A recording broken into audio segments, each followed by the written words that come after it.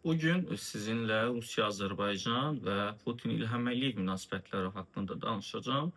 Bildiyiniz kimi Azərbaycan iqtidarı, ümumiyyətlə Yeni Azərbaycan Partiyası hakimiyyətə gəldikdən sonra onun ən yaxın dəstəkçisi, onun ən yaxın müttəfiqlərindən biri Rusiya dövləti olub və xüsusilə də Putin hakimiyyətə gəldikdən sonra və İlham Əliyev də Azərbaycanda 2003-cü ildə iqtidarda prezident seçiləndən sonra və onların münasibətləri çox yaxşı idi. Bir çox məsələlərdə ortaq mövqedən çıxış edirdilər, xüsusilə də Avropa Şurasında, BMT-də bir çox səsvermələrdə oxşar addımlar atılırdı, oxşar yöndə səsvermələr olurdu və təbii ki, biz bunu belə əsaslandıra bilərik ki, bu Azərbaycanın regiondakı güclərin balansını nəzərə almaq və özünün gücünü, onun sərhədindəki, qonşuluğundakı ölkələrin gücünü nəzərə alıb atdığı addımlarla bağlı idi. Həm də biz təbii ki, əsas faktoru unutmamalıyıq. Azərbaycanın o zamanlar 20% torpağı işğal altındaydı. Amma biz torpaqlarımızı işğaldan azad etdikdən sonra təbii ki, Türkiyə kimi bizim doğmamız, bizim qardaş ölkəmizin bizə göstərdiyi siyasi və mənəvi dəstək nəticəsində biz torpaqlarımızı işğaldan azad etdikdən sonra artıq Azərbaycanda, Azərbaycan siyasətində Türkiyənin təsiri daha çox olmağa başladı. Nəinki Rusiyanın və daha sonra müharibə dayandıqdan bir müddət sonra Rus qoşunlarının Azərbaycan çıxmasının fonunda və xüsusilə də təyyarə qəzası 2024-cü ilin dekabrında olan təyyarə qəzası və yaxud da ki, bizim təyyarəmizə olan mənfur niyyət və yaxud da ki, düşmən niyyət nəticəsində baş verən qəza və bizim orada itkilərimizdən sonra həm İlham Əliyev Putin münasibətləri pisləşməyə başladı, həm də Azərbaycan-Rusiya münasibətləri pisləşməyə başladı. Amma 2 gün bundan öncə artıq Azərbaycan və Rusiya Xarici İşlər Nazirləri birgə bəyanat yaydılar ki, bu məsələ öz həllini tapdı. Rusiya dövləti hansısa bir formada artıq bu qəzanın sadəcə yanlışlıq nəticəsində baş verdiyini elan etdi və belə bir yöndə ortaq bəyanat yayılırsa, demək ki, Azərbaycan tərəfi bunu qəbul etməsə də bundan razılaşmağa məcbur qaldı və bu məcburiyyət bir qədər biz bunu siyasi, mən deyərəm ki, dəyərləndirməliyik bu məcburiyyəti. Çünki İlham Əliyev son aylarda, son illərdə, xüsusilə də avqust ayından sonra, 2025-ci ilin avqustundan sonra Trumpla yaxınlaşmağa başlamışdı, münasibətlərini yaxşılaşdırmağa, çox yaxşı olmağa hətta başlamışdı. Amma dırnaq arasında İran cəngəlliyində və İrandakı baş verən prosesləri biz artıq cəngəllik adlandıra bilərik. Çünki orada nə konkret məğlub var İrandakı müharibədə, nə də ki, konkret qalib var. Və Trump sadəcə İran məsələsində, təbii ki, indi İran iqtisadi olaraq nələrsə itirdi, dövlət olaraq öz ali rəhbərini itirdi, nə qədər ordu generallarını itirdi, nə qədər mülki insan itirdi və təbii ki, bunlar hamısı itirilən tərəfdən verilən qurbanlardır.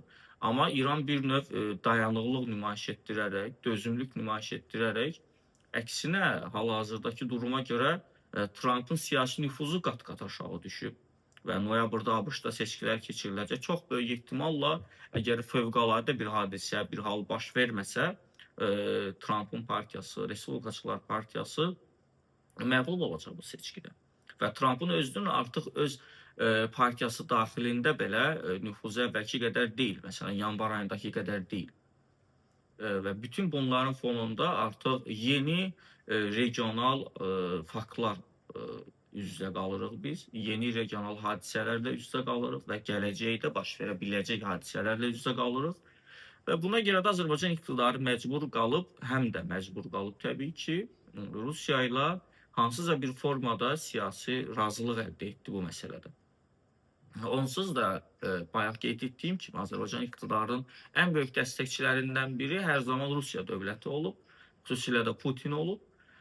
Amma təyyarə qəzasından sonra və Azərbaycanın Trumpla, İlham Əliyevin Trumpla yaxınlaşmasından sonra təbii ki, Rusiya bunu normal bir görünən tərəfdən ən azından göründüyü qədər Rusiya bunu qısqanclıq kimi qəbul edirdi, qələmə verə bilərik və yaxud da ki, bunu bir növ siyasi etiraz kimi qələmə verə bilərik. Müəyyən qədər narazılığı var idi Azərbaycandan, Azərbaycan iqtidarından, amma görünür ki, regional baş verən hadisələr fonunda Azərbaycan iqtidarı artıq məcbur qalıb yenidən balanslı siyasət yürütməyə meyilləndi. Çünki hələ biz bilmirik İran bu müharibədən necə çıxacaq. İran bu müharibədən necə çıxacağı onun gələcəkdə regiona baxışını dəyişə bilər. Regiona baxışına təsir edə bilər və qonşu dövlətlərə baxışına təsir edə bilər. Bəli, Azərbaycan çox düzgün mövqe tutaraq öz ərazisindən heç bir qonşu dövlətə, ümumiyyətlə heç bir üçüncü bir ölkəyə hücuma razılıq verməyib və təbii ki, bu İran rəsmilərinin də bildirilib. Amma yenə də biz İranın dövlətini idarə edənlər, xüsusilə də İran ordusunun bəzi nümayəndələrinin Azərbaycana necə aşırı nifrət bəslədiyini bilirik və bu müharibədən sonra onların bizə münasibəti, onların bizim ölkəmizə qarşı hansı dırnaqarası təhdidlər yarada biləcəyi bir növ əslində təhlükəli bir senaridir. Və yeni regional güclər, məsələn, yeni deyil əslində, təbii ki, İran və Rusiya həmişə bu regionda çox böyük dövlətlər olub, imperialist keçmişləri var, çox nəhəng dövlətlərdir və bizim yaxşı ki, Türkiyə kimi müttəfiqimiz var, bizim Türkiyə kimi yaxşı ki, dostumuz, qardaşımız, doğmamız var, yoxsa ümumiyyətlə Azərbaycan yəni bizim gələcəyimiz çox böyük sual altında olacaqdır və ona görə də Azərbaycanın Türkiyə ilə müttəfiqliyi, Azərbaycanın Türkiyə ilə münasibəti Azərbaycanın gələcəyi ilə bağlı məsələsində də önəmli rol oynayır. Təbii ki, Azərbaycana Rusiyanın münasibəti, Azərbaycana İranın münasibəti həm də Türkiyəni nəzərə alaraq dəyişir və yaxud da ki, ona əsaslanaraq qurulur.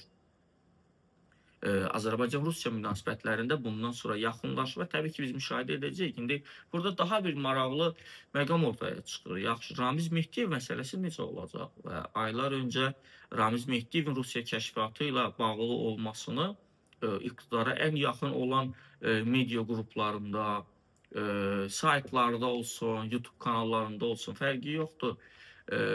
Açıq tekstlərlə Ramiz Mehdiyevin Rusiya ilə birləşib Azərbaycanda İlham Əliyevi qarşı hər hansısa bir xəyanətkar addımlarda onu devirməkdə, onu hər hansısa bir seçkidə məğlub etməkdə hətta ittiham edirdilər. Ramiz Mehdiyev dəstəsi adlandırılırdı, Ramiz Mehdiyev qruplaşması, həmin o 40 nəfər deyirlər, cəmi 3 nəfərin adı açıqlandı orada. 3 nəfərdən də yalnız biri həbsdədir, o da Əli Kərimlidir. Heç Ramiz Mehdiyevin özü həbs olunmadı. Hal-hazırda ev dostlarlığındadır və yaxud da ki, belə bizə deyilir. Yaxşı, bəs 40 nəfərlik siyahı necə olacaq? Ramiz Mehdiyev necə olacaq? Ramiz Mehdiyev üzərindən Azərbaycan-Rusiya münasibətləri necə olacaq? Hələ bu yaxınlarda Rusiya parlamentində, Dumasında, yəni bir qərar müzakirəyə çıxarılıb və qəbul edildi ki, mən bunu təbii ki, media istinadən ifadə edirəm, yerli mediamıza, yəni istinadən ifadə edirəm və bildirilir ki, Rusiya öz vətəndaşları üçün, hətta xarici dövlətlərə onların xilası üçün və yaxud da ki, onları qorumaq üçün onları hər cürə addımla müdafiə edə bilər və bu Azərbaycanda olan, həm də Rusiya vətəndaşı olan təbii ki, separatçıların da işinə yaraya bilər və bu tərəfdən də Azərbaycan müəyyən bir risklərlə üz-üzədir və Ermənistanda keçiriləcək iyun ayındakı seçkilər hələ Azərbaycan-Ermənistana sülh müqaviləsi bağlanıb və göründüyü kimi Azərbaycan regionunda vəziyyət çox qəlizdir.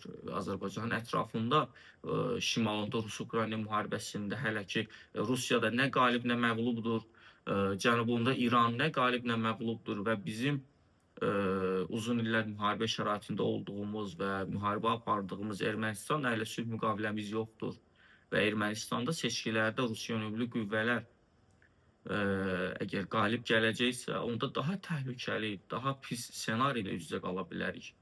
Və bütün bunların fonunda Azərbaycanda tək adamlıq hakimiyyət olmamalıdır. Tək adamlıq hakimiyyət daha risklidir. Dövlətin özünün mənafiyi üçün, dövlətin özünün gücü üçün Azərbaycanda artıq güc balansı bölünməlidir. Azərbaycanda müxalifətə imkan verilməlidir. Təbii ki, öz ölkəsini, öz vətənini sevən müxalifətə. Və əgər iqtidar da belə düşünürsə ki, kimsə mənə müxalifdirsə, o bu ölkəni sevmir, o bu ölkənin vətəndaşlarını sevmir. Təbii ki, yanlış düşünür və bu sadəcə insanları manipulyasiya etmə taktikasıdır ki, onları müxalifətdən uzaqlaşdırsınlar. Azərbaycan iqtidarının yetərincə səhvi var. Azərbaycan iqtidarının bir çox nümayəndələri indi mən tam ifadə edə bilmərəm. Çünki gərək əlimizdə əsas olsun təbii ki, bizim əlimizdə. Mən məhkəmə orqanı deyiləm, mən hüquq mühafizə orqanları deyiləm. Və onlar çox böyük korrupsiyaya bulaşıblar, onların çox çirkin əməlləri var və bunu elə zaman-zaman özləri öz mətbuatlarında yayırlar və yaxud da ki, həbs olunan keçmiş önəmli dövlət məmurları olsun. Onların zaman-zaman biz malikanələrinin üzə çıxmasını və yaxud da ki, övladlarının nə qədər maşın kolleksiyalarının olmasını, neçə milyonluq saatlar taxmasını biz zaman-zaman elə hökumət yönümlü mediadan zaten görürük bunları. Və bu cür sistemdə müxalifəti xain çıxarmaq əslində elə dövlətin özü üçün pisdir. Bir nəfərdən asılı olan ölkənin sonu ola bilməz. Ölkə bir nəfərdən asılı olmamalıdır. Azərbaycan 10 milyondan çox əhalisi olan bir ölkədir. Və təbii ki, Azərbaycanda yaxşı siyasətçilər var, ölkəsini, vətənini, vətəndaşlarını sevən siyasətçilər var və onların qarşısı alınmamalıdır. Bu qəliz, bu çətin geosiyasi dönəmdə xüsusilə və onlar iqtidarı tənqid etdiyinə görə onlar həbs olunmamalıdır. Sonda bir daha Azərbaycan-Rusiya münasibətləri əvvəl-axır düzəlməsi gözlənilən idi təbii ki. Amma ən azından həmin o bəyanatda, Rusiya tərəfinin yayımladığı bəyanatda heç olmasa itkilərlə üzləşən insanların ailələrinə hər hansısa bir kompensasiyanın məbləğinin ödənilməməsi. Çünki Azərbaycan tərəfinin iki əsas istəyi var idi Rusiya tərəfindən. Bir rəsmi üzr, bir də maddi kompensasiya zərər çəkmiş şəxslərə və həyatını itirən şəxslərin ailələrinə. Amma ortada rəsmi olaraq üzr faktı yoxdur. Çünki Rusiya tərəfi bunu yanlış addım sadəcə adlandırdı, səhvən vurulma adlandırdı və təzminat haqqında da hər hansısa bir xüsusi bənd orada və təzminatın necə ödənilməsi, hansı formada ödənilməsi haqqında da heç bir olmadı və bu fikrimcə bir qədər nöqsandır. Demək, Azərbaycan xarici siyasətində də hansısa çatışmamazlıqlar olur. Ümid edək ki, bizim regionda tezliklə sabitlik olacaq və bu sabitliyin fonunda həm də Azərbaycanın xeyrinə, Azərbaycan dövlətinin, Azərbaycan ölkəsinin gələcəyinin inkişafına təsir edə biləcək hansısa bir mənfi situasiyalar olmayacaq.